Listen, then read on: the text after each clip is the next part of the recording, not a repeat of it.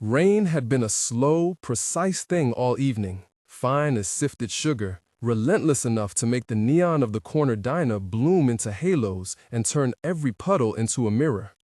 Kate Sullivan wiped down the last table with a rag that smelled faintly of lemon and oil, listening to the hood of her jacket tick against the rush of windshield water outside.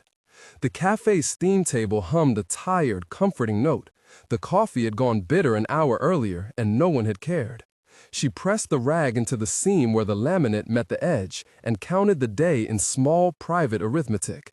Rent due in 3 days, the landlord's yellow notice folded into her apron pocket, the check engine light on the Honda's dash still blinking like a tiny, stubborn SOS, and the hospital bill stamped in her head in the blunt, impossible number, $3,000.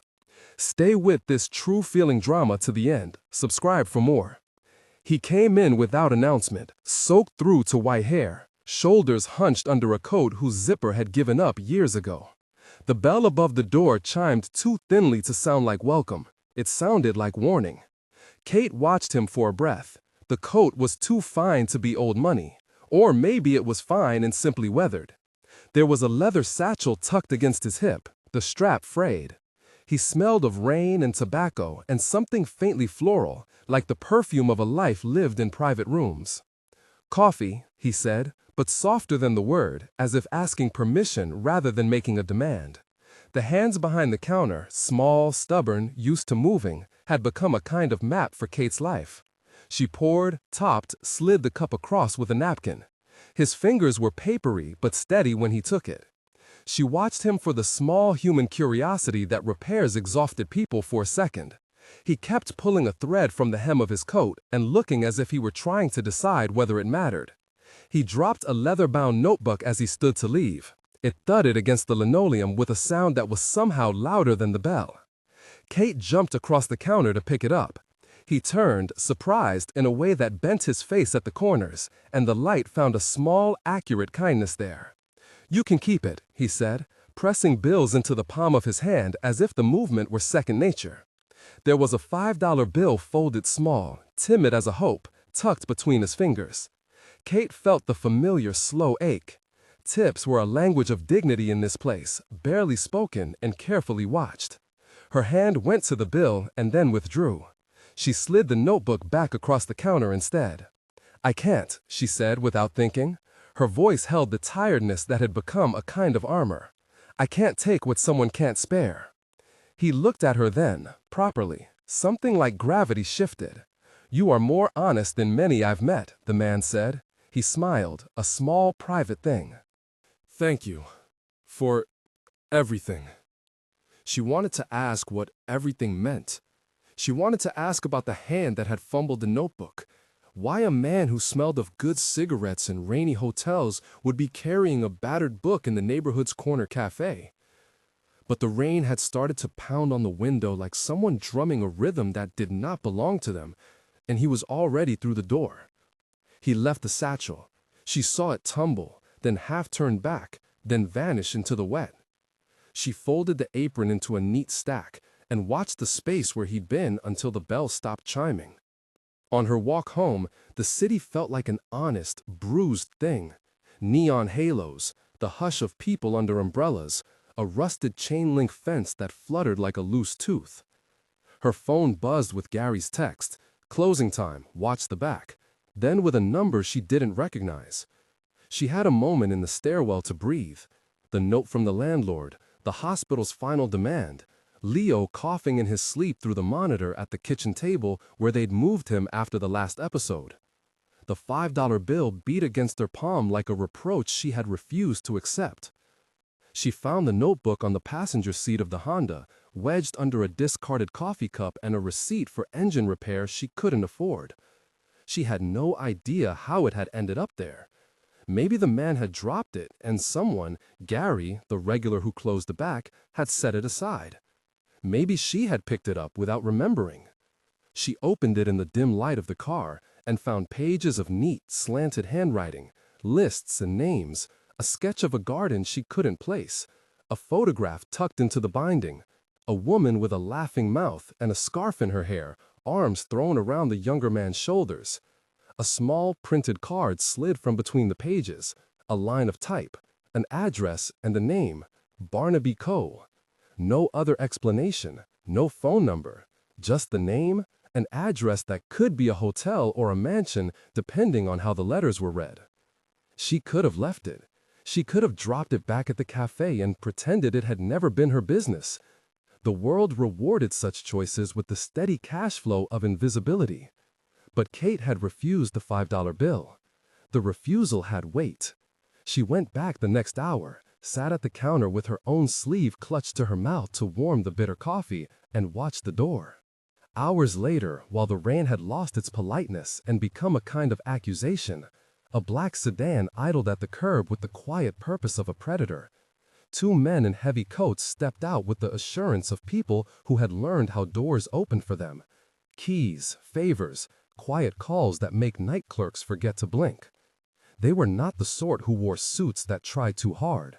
Their clothes were practical, senseless of intimidation, weight at the shoulder, a smell like new leather and cold metal. Maddox was their leader, a man whose name arrived flush with a reputation. He had a jaw that set like steel and a laugh that never reached his eyes. He pushed through the cafe's door with the kind of force that makes a room rearrange its loyalties. Gary's smile died in the middle of a sentence. Regulars looked away. Kate felt a slow, cold unnodding behind her ribs, molecules of worry arranging themselves into a new, heavier shape. "We're looking for a woman," the taller man announced, not a question. "Helped an old man in here earlier. Dark hair, apron." Kate could feel her face go too hot and then too cold. People reached for their phones, then straightened as if by some old rule not to make trouble.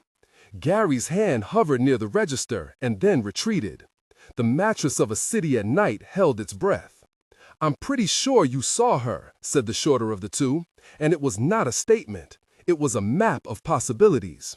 He had a badge clipped into a wallet that said private recovery and letters that could be mistaken for officialdom if you squinted and wanted it to be so.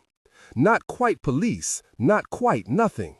The line between legal and wrong had been threaded and then cut a dozen times in her life, and every cut had left a scar. "I didn't see no one," Gary said, too quick, too small. The tall man smiled the way people do when they think they have control. "We don't want trouble. We just need the girl's name. Where does she live? Where does she sleep?" There was a blur in Kate's head, the bell, rain's rhythm against the window, the way the coffee steam curled and then vanished. The notebook in her bag felt suddenly heavier than any amount of cash. She could feel, with the blunt clarity of those who have nothing left to lose, that an answer like "not my business" could become a contract over her life. "She doesn't deserve this," she heard herself say. Her voice surprised her with its steadiness, the small bright thing of principle that refuses to be extinguished by weather or fear. "She's not what you're looking for." Maddox's eyes ran over her like a searchlight. It was the look of someone sorting for ownership. He stepped closer, speaking softly enough to be dangerous. "Tell us where she went, sweetheart. It will be easier if you do now."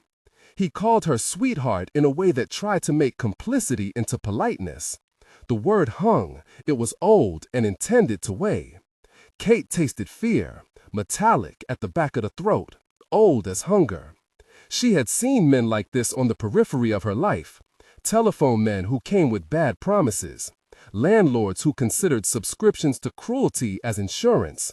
She had not, until tonight, watched one walk into her workplace and begin to stake a claim on another person's right to exist in peace. "Listen," Gary said slowly, and the careful groove in his voice told her he had made decisions before by the length of a breath. "She's not some—" "Look," the second man cut in, "we can do this easy. You give us a name, she walks away, and nobody gets hurt. You make this hard and things complicate for you, for your people." The suggestion was clinical.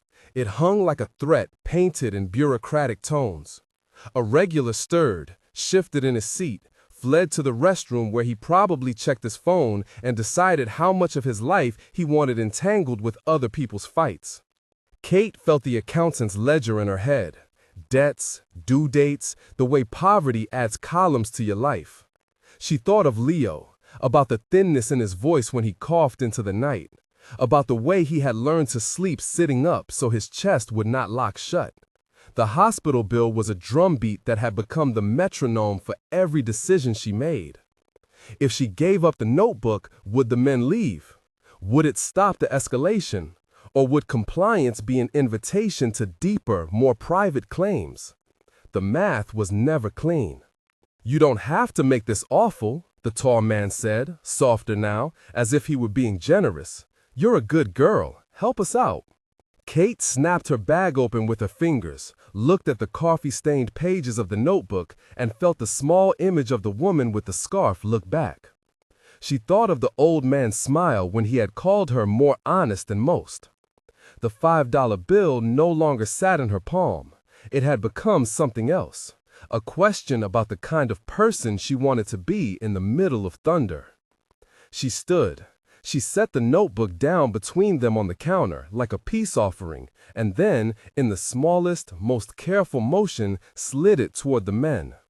"Take it," she said, "but you don't get me with it, not like this."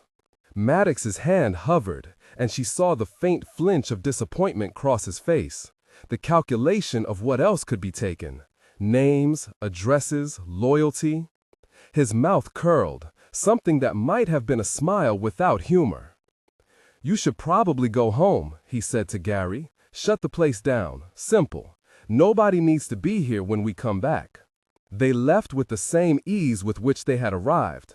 The door closed, and it was as if the room had exhaled. After the sedan's taillights dissolved into red smudges, Kate sat back down and felt an odd kind of quiet descend, like the hush after a performance that had gone on longer than anyone could afford. Gary lit a cigarette in the alley and inhaled with hands that trembled. The regulars filed out, talking in small clusters, their voices low. She walked home with the notebook lodged against her ribs, an object of other people's history pressed into the private geography of her life. She had not been able to return it to the old man. She had been too afraid to follow him into the rain and make more asking and less spectacle. She thought about how many people in the city moved through lives that touched wealthy things and never knew whether those moments would become currency or cudgel. At her building, someone had stuffed another yellow notice under her door.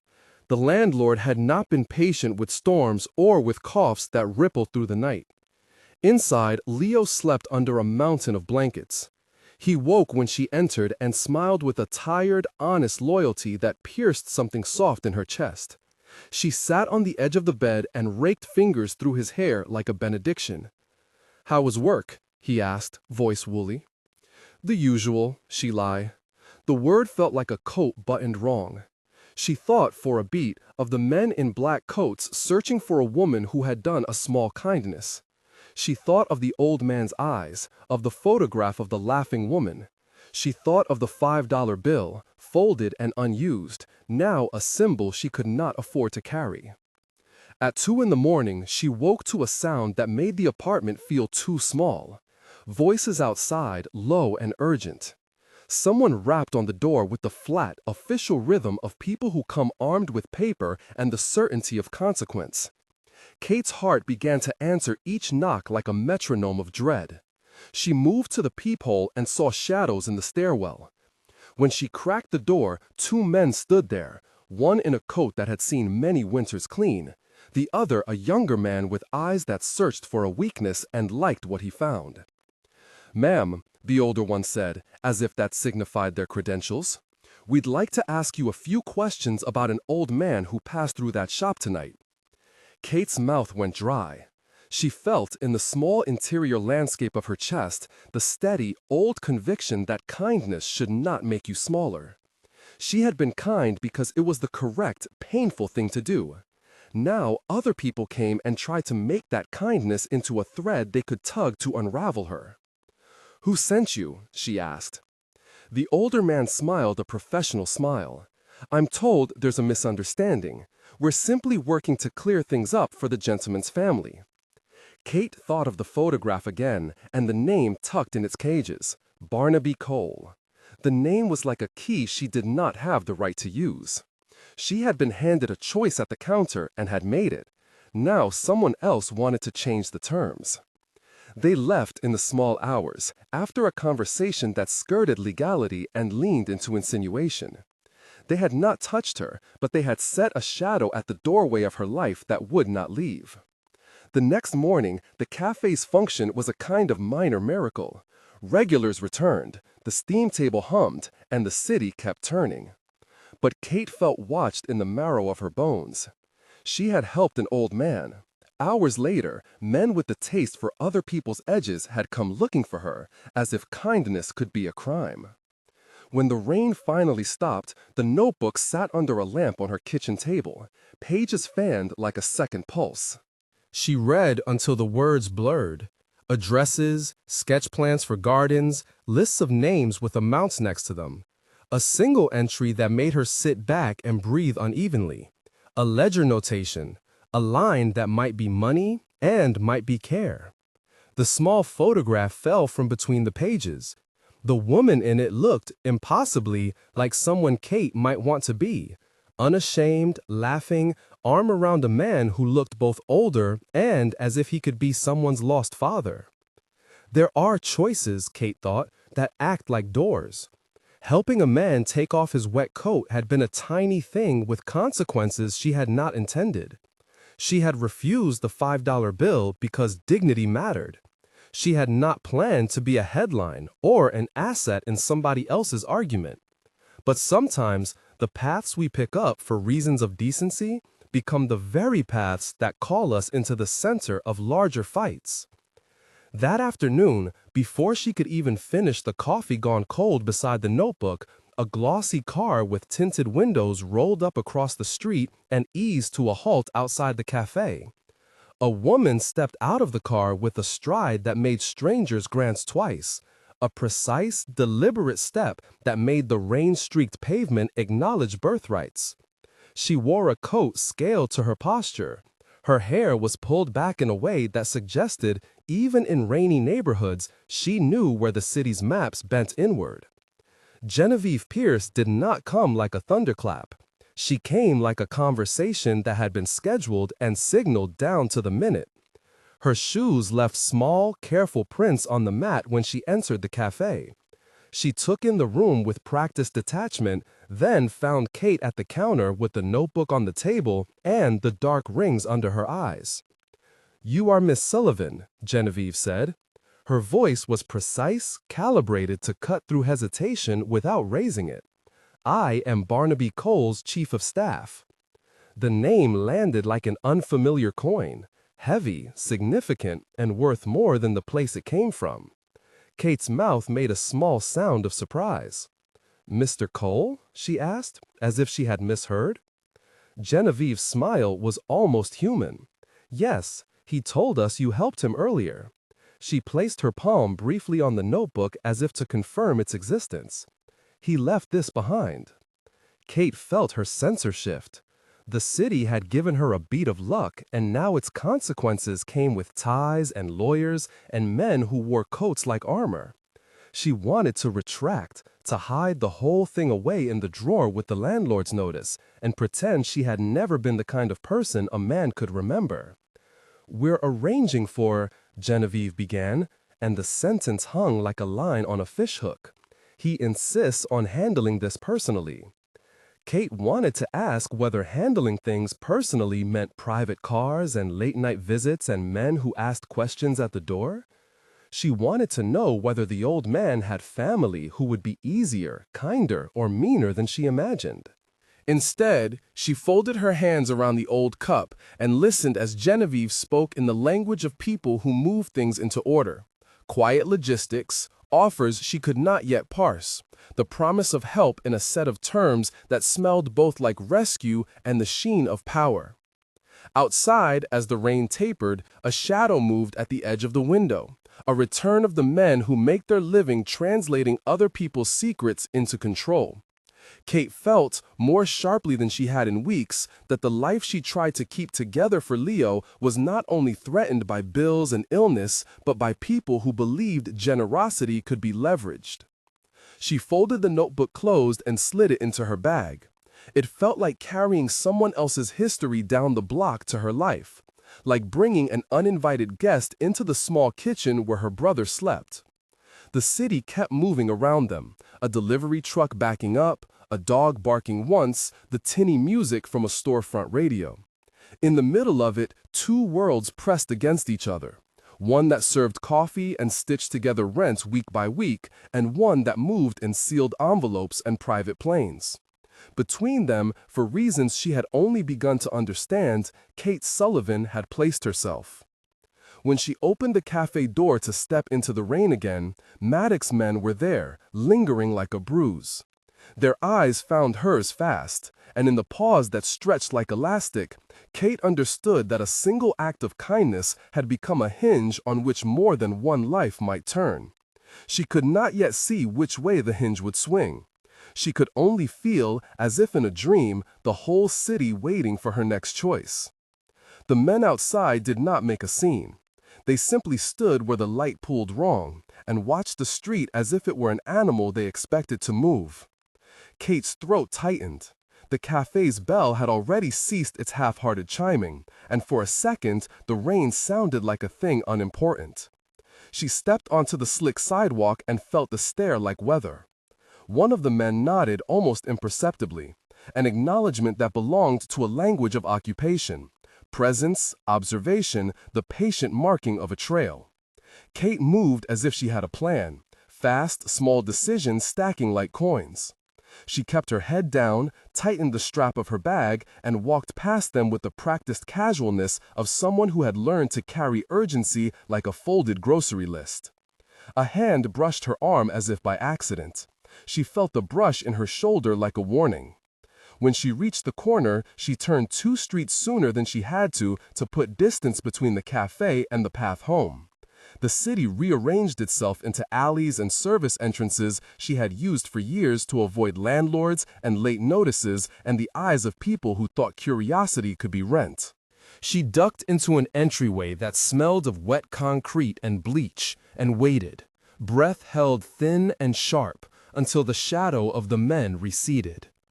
By the time she reached her building, the sky had gone a bruised, even color.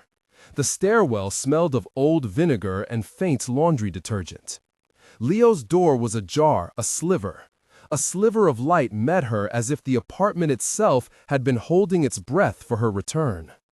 For a moment she considered wordless confession, the way one might hand someone a wound and expect them to know how to bandage it. Instead, she stepped quietly inside and found Leo propped on pillows, his face drawn but irrigated with a stubborn humor that had always been his. "You look like you've been mugged by a storm," he said when he saw her, attempting a kind of levity that was an old, courteous thing between them. His voice was hoarse, as if the illness had taken some of the edges off his vowels. "I'm fine," Kate lied, setting the bag down and pressing her fingers around the leather to feel its shape. "Just long day." She took off her wet coat and hung it on the chair like a second skin. Leo squinted at the closed notebook in her bag. "That for the old man?" She hesitated. He left it behind. I thought maybe—" Her words thinned. She had meant to say she would give it to whoever claimed him, that she believed in small courtesies. Instead, she said, "Someone from Mr. Cole's office came by." "Barnaby Cole," Leo repeated. He had learned names as if they were compasses, and this one tugged at something. The Barnaby? The one the news keeps calling a savior? The one who does those, whatever those things are, with the foundation? Kate sat on the edge of the mattress and watched him interpret the city the way he always did, in headlines and in people who can make things easier or worse. His chief of staff, she said he insisted on handling whatever needs to be handled. Leo's eyes narrowed. "You shouldn't have agreed to anything." "I didn't agree to anything," Kate said. She couldn't find urgency in the words. It felt like a fragile vase of truth that might shatter if she handled it too forcefully. She left a card. She asked me to meet with Mr. Cole if I could. There was a silence that was not empty but full of unsaid calculations. Leo shifted, the sheets whispering. If Barnaby wants to help, there's usually a catch. There's always a catch, Kate answered automatically. She slid the notebook out of her bag and set it on the bedspread between them. The rain scents clung to it. She had not opened it since the cafe. A part of her had been guarding it like a relic. Now, in her small room, it felt heavier than before. "Show me," Leo said. Kate flipped the cover. The handwriting inside ran in thin blue ink, pages of small entries, names, brief accounts. It was not the neat, ledgered handwriting of a professional bookkeeper. It was the jagged record of someone who kept track in the margins of life, appointments, prices, small human things that had to be remembered.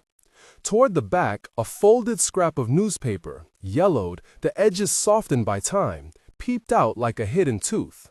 She drew it free. A photograph slid from the paper. A man in his 50s with a soft jaw and eyes that knew how to make a joke.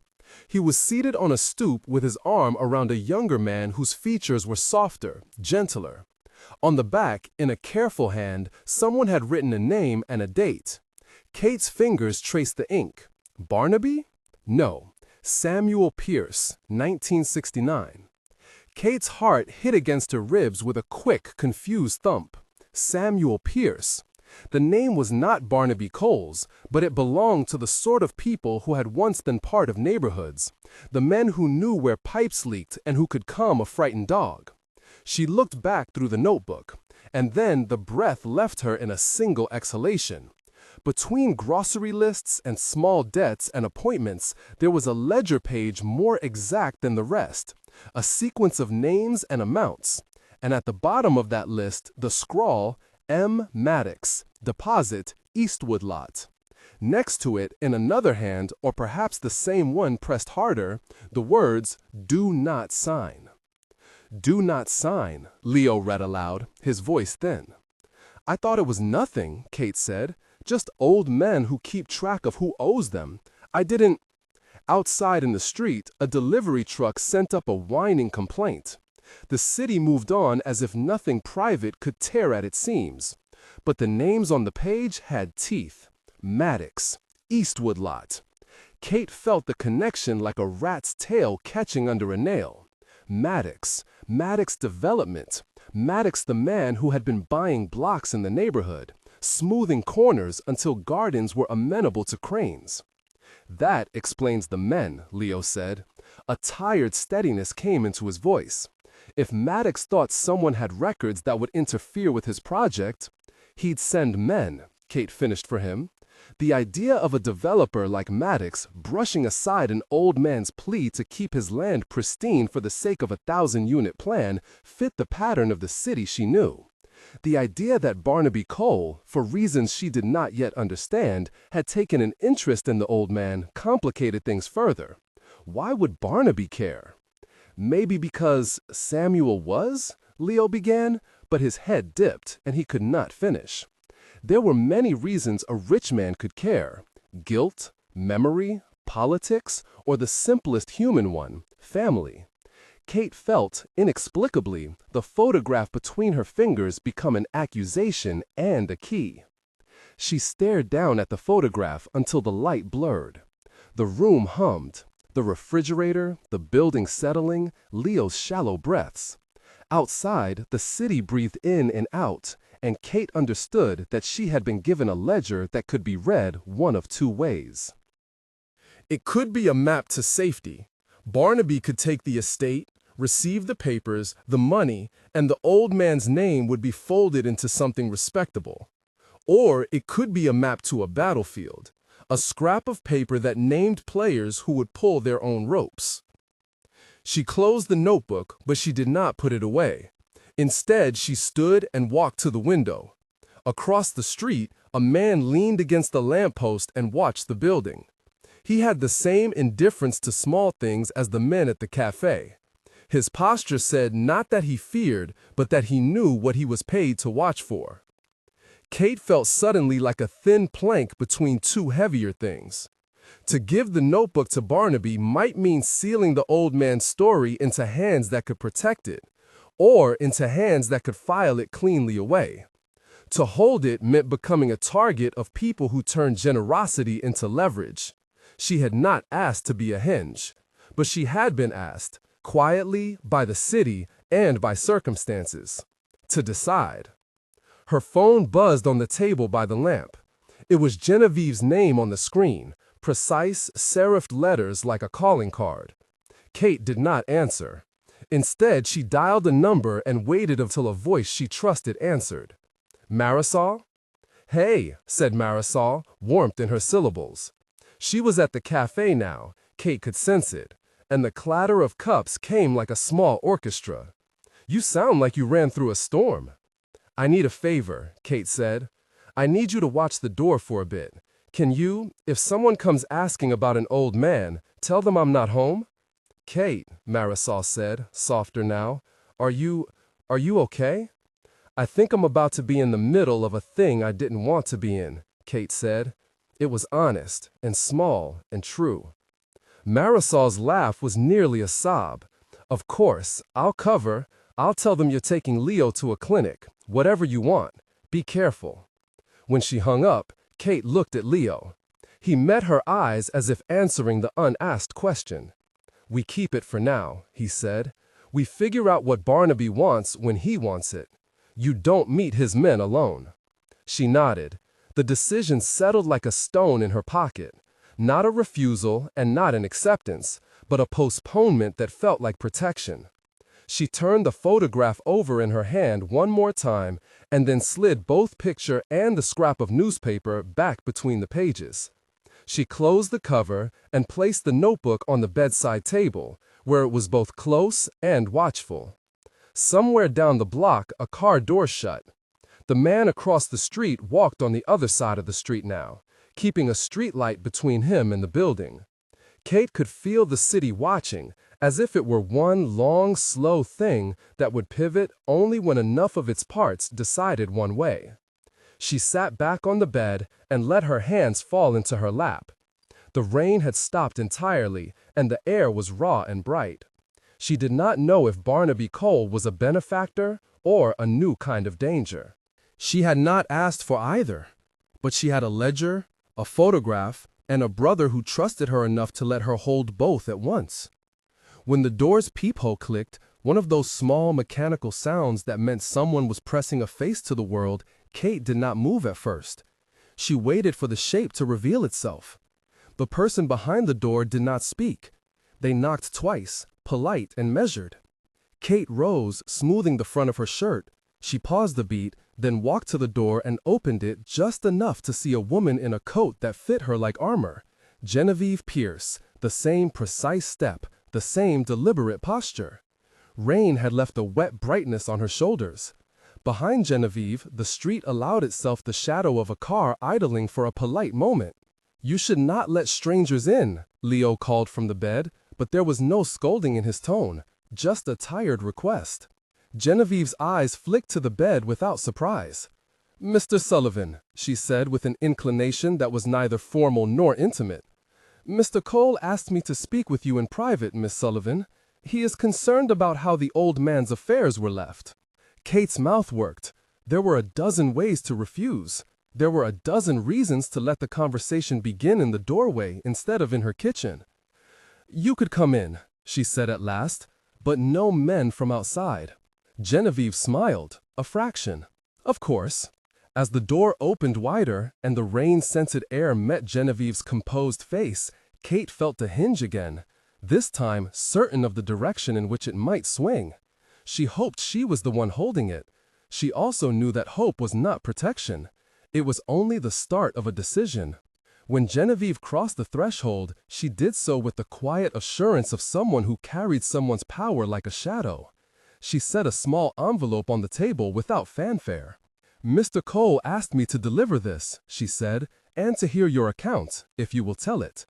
Genevieve's eyes met Kate's in a way that weighed and measured. He said he would come himself if you preferred. Kate looked at the envelope and then at Leo, at the notebook on the bedside table, at the photograph pressed between its pages. The city outside hummed and waited. "Then have him come," Kate said, and the sound of her voice surprised her with its steadiness. "But not here, a public place, a place where people can hear if anything happens." Genevieve's mouth curved. "He will oblige." That was the promise and the threat both, obliging to meet on neutral ground. Kate thought of the cafe, of public tables, of men with coats who could be asked to leave. She weighed the cost of exposure against the safety of being watched. Somewhere beyond the immediate room, the city shifted, and the air felt as if it were preparing for a larger thing. Kate closed the door enough to leave a sliver, no more than a conversation should have, and sat back down, keeping the photograph under the tablecloth of the book, as if at any moment someone might come to take it away. Outside, a car started and pulled away. The man across the street paused, then took his leave. For now, balance held. For now, the hinge waited for the force that would swing it. Kate pressed her fingers together and let the pressure of the decision sit under her skin, steady and bracing. She had chosen a public place. She had chosen to hold the ledger. She had chosen, in a sense, to be the thing the city might use or save. When Genevieve spoke again, it was not of law or money. It was simpler. "Mr. Cole wants to know everything you remember," she said. "And he wants you safe, Miss Sullivan. That is his priority." Kate let the words slide over the room like a light. The promise held in them was both comfort and an obligation. She glanced at Leo and then at the envelope on the table, and knew the city would very soon test whichever side of care Barnaby Cole represented. Outside, the dusk thinned to blue. Inside, Kate Sullivan felt the thin, inevitable line of the next step. She had been moved from the smallest economy of kindness into something larger and possibly dangerous. She reached for the notebook and, with 2 fingers, opened to the page marked M. Maddox, Deposit. "I'll tell him what I know," she said. "But I want a place where—" She let the sentence hang. A place where Leo could be tended, where the old man's affairs could be kept from being used as currency. Genevieve inclined her head. "He will arrange for that," she said. "And he will be there himself. Tomorrow morning at 11. The Willow Annex, public room. He asked me to bring this and to make sure you were aware." Kate looked at the envelope again, at Genevieve, at the small scrap of photograph nestled in the pages of the notebook. She rose and walked to her window. The street below was a ribbing of lights.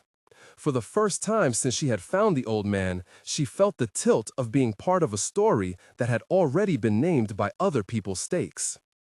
11, she repeated, aloud, more to fix it than to accept it. "Tomorrow, Willow Annex." "Tomorrow, then," Genevieve said. She moved toward the door as if the meeting were already arranged on a calendar of cause and effect. When she left, leaving the envelope like a tiny formal punctuation, Kate closed the door and bolted it, and for one long moment sat on the bed with the notebook in her hands and the photograph resting on her palm. There were names in the book that could shift neighborhoods. There were ghosts who carried their own versions of courage. Kate pressed the photograph to her chest and let the city buzz around them, waiting to see which way the hinge would swing. Dawn came in thin and patient. Kate woke with the photograph heavy against her ribs, the imprint of its edge still warm. Leo slept with his jaw slack, the breath of someone who had surrendered to pain and then remembered how to breathe. She moved quietly, dressing in the clothes she had chosen the night before, plain, unremarkable, and packed the notebook into a satchel the way one packs a fragile truth into a small box. Genevieve had offered a car and an escort. Kate declined the escort but accepted the car.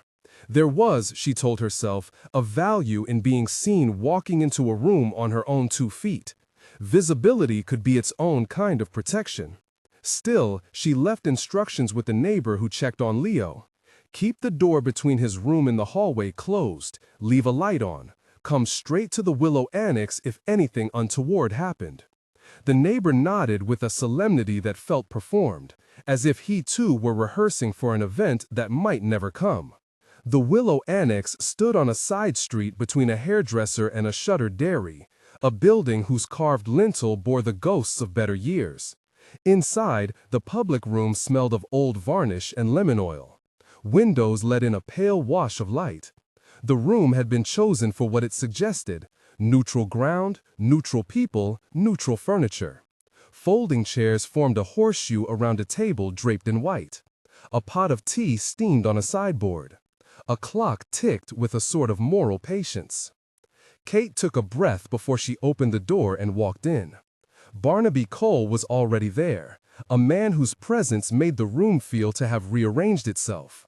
He was neither young nor old, a man whose face had been both softened and sharpened by years of practice. He wore a coat that looked expensive without being loud. Two men in less expensive but competent coats sat behind him. Genevieve stood by a window, hands folded, the envelope that had been left at Kate's apartment like a talisman in her clutch. Barnaby rose when she entered and offered a smile that was practiced to the point of being kind. "Miss Sullivan," he said. His voice was even, placed carefully into the room like a coin that wanted to make change. "Thank you." Kate sat where the horseshoe allowed her to be visible from all angles but not boxed in. She set the satchel on her lap and kept her fingers over its zipper. "I told you I would speak," she said. She looked at the photograph pressed inside the notebook, at the edge of the page like a small stubborn wound. "I will tell what I remember, but I want it on the record that Leo Maddox, he's my concern." Barnaby inclined his head. "You have the ledger?" he asked. Kate unzipped the satchel and withdrew the notebook with two hands. The pages had a certain hesitation to them. The ink bore the press of necessity. She turned it so that Barnaby could see the name she had penciled at the top of the marked page. M. Maddox, Deposit. "I don't know everything," she said, "but there are names, amounts, dates, things that mean something to someone who can read them right. I don't want a photocopy of Leo taken by people who'll sell what they find." Across the table, one of Barnaby's aides made a small accidental sound like a pen dropped on a soft carpet. Barnaby let it pass without comment. "Protection for Mr. Maddox will be arranged," he said. "He will be attended. He may require care. That is a matter easily handled." Kate watched his mouth. She wanted the sound of him to be merely practical reassurance. The city had conditioned her to hear promises as possibilities and to weigh them accordingly. "Handled how?" she asked. "Moved to a hospital? To a place where he won't be a name to anyone else?" "A place where he will be safe," Genevieve supplied, crisp. "Mr. Cole is not in the business of risking lives for the sake of gossip." "Is that what this is to you? Gossip?" Kate's voice caught a little before she smoothed it. "This ledger isn't gossip. It's—" She stopped. The word proof slid in front of her teeth and felt too bright. "It's records, people's lives in columns. If someone reads them and decides their value, Leo will be the price." Barnaby did not flinch. He reached into his inner pocket and produced a thin card, the sort that made the clink of authority audible. He tapped it on the table. "I will put this in writing," he said. "Not as a contract in the legalistic sense, your lawyer will make you say yes or no to that, but a signed memorandum. I will have my counsel draft something that says, Mr. Maddox will be provided for. His care will be arranged through parties that answer only to me. No copies leave this room without your consent." Kate looked at the card, at the neat prints on it, at Barnaby's hands. They were steady. "And if you do not keep your word?" Barnaby smiled, and that smile had the easy elegance of someone who knew that he inhabited a structure built by other people's fears. "Then you will have my name, and your cause, and the city," he said. "There are worse things than a man whose name is remembered and accounted for." Kate felt the room tilt, the way a small act of naming can make an entire map rearrange. She opened her mouth to refuse and closed it again. Names had weight, names made markets, names invited reprisals. She thought of the photograph under the tablecloth of the notebook, the face of a man who had trusted her, or at least trusted the decency of someone who saw him in a way the city had not. "What do you want me to say?" she asked finally. Barnaby leaned forward by an inch.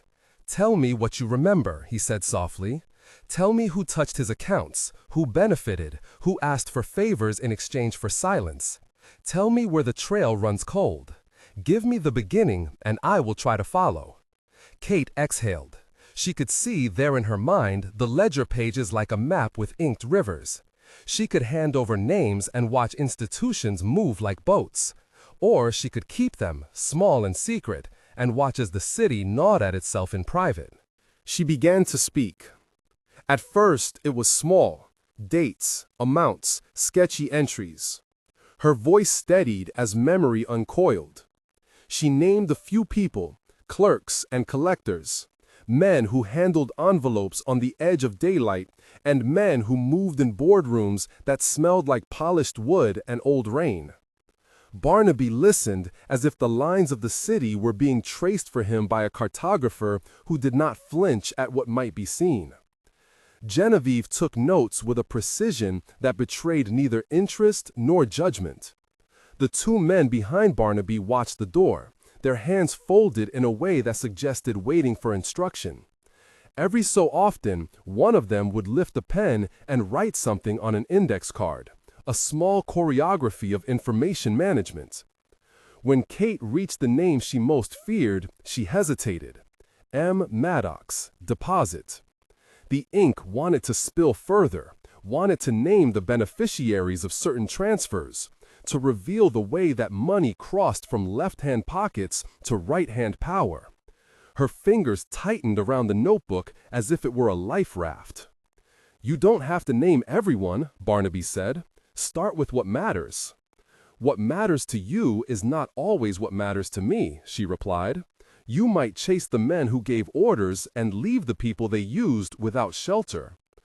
A small silence followed, one that was not a pause but a measurement.